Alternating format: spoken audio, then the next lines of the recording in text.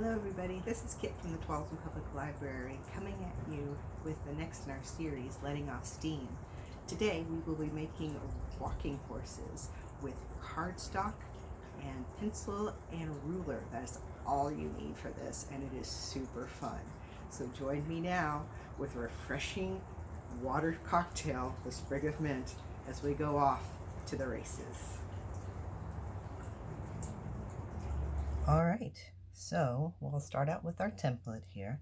So in order to make your template, you want to draw a rectangle. The length of the rectangle is 5 centimeters by 4.5 centimeters.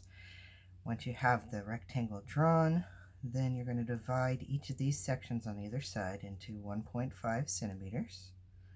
And the 3 sections will be 5 centimeters each.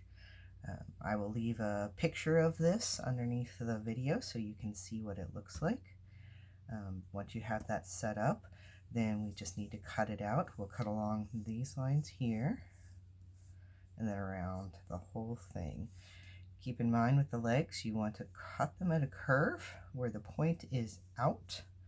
This is what will cause our rocking motion, which will help the horse walk down the ramp. All right, let's go ahead and get it cut out.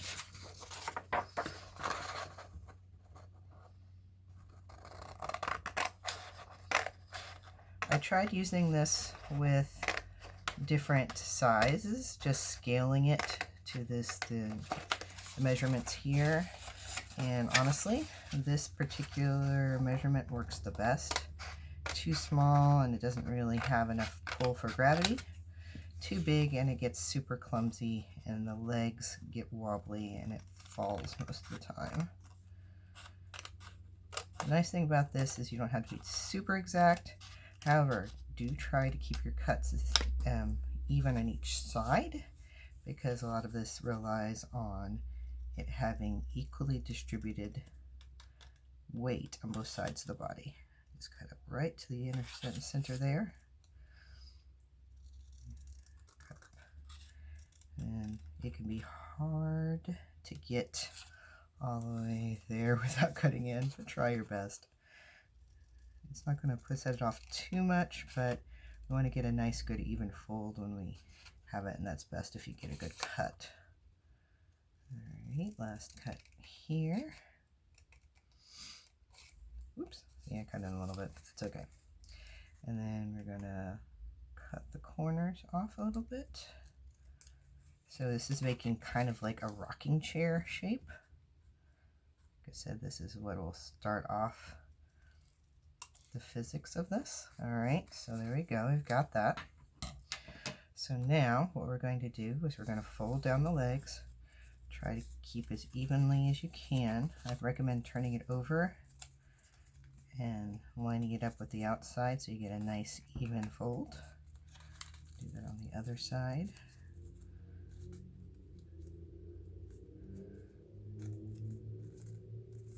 Good. Alright, and then we'll do the back legs. Same way.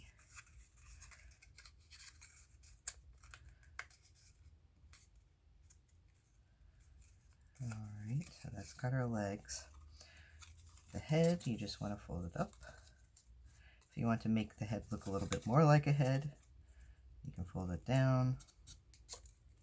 You can even do a little bit of fancy finagling up here if you want to make it more shaped like a horse. For now, I'm just going to leave it like this. And then the tail, oops, I see that I didn't do the back leg very well. We'll do that again. And then we'll just do the tail up, make sure it's straight. It works better if the tail is up. However, you can kind of curl it so that it looks a little more like a tail. And then let me fix this leg.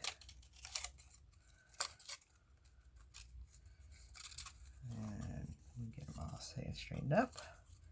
And there you go. Oop, this is the basic body of the horse here.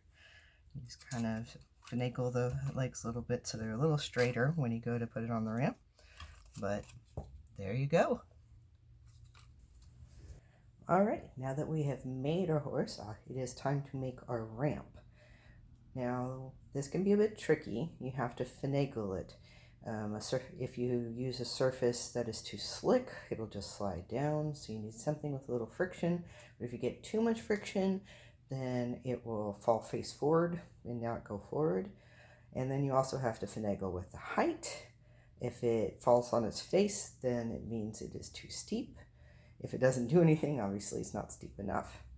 But here I've taken 3 cookbooks and stacked them up, and I used my bamboo cutting board for a ramp, and it will still scoot a little bit sometimes, but this seems to be just about the perfect height and friction for it to be able to use and do the rocking motion that's necessary for it to walk down.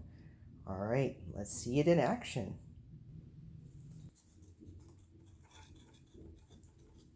Notice the rocking motion. This is what allows one foot to come off of the board, and gravity pulls the other foot forward, causing it to walk down. Keep in mind, you don't have to go with plain horses. Introducing the unicorn.